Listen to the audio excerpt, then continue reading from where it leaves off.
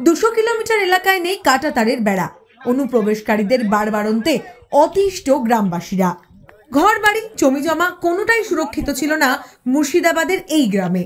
মাঝে মধ্যে সীমান্ত পেরিয়ে এসে ফসল নষ্ট করত বাংলাদেশিরা। তাই তাদের অনুপ্রবেশ রুখতে কাঁটাতার দিয়ে এলাকা ঘেরার ব্যবস্থা করল বিএসএফ। ভারত বাংলাদেশ সীমান্ত রয়েছে জলঙ্গির সরকার পাড়ায়। এই এলাকার পাশ দিয়ে বয়ে গেছে পদ্মা।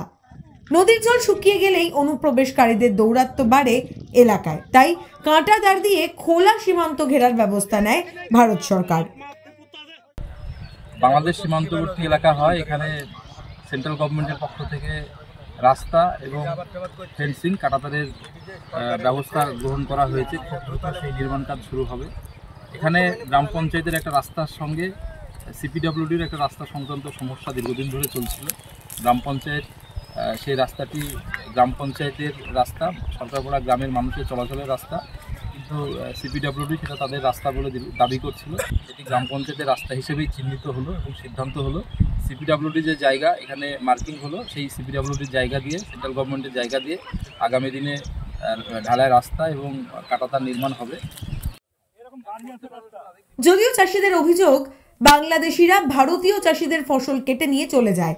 ফসল বাঁচাবে বলে চাষিদের আশ্বস্ত করেছিল বিএসএফ।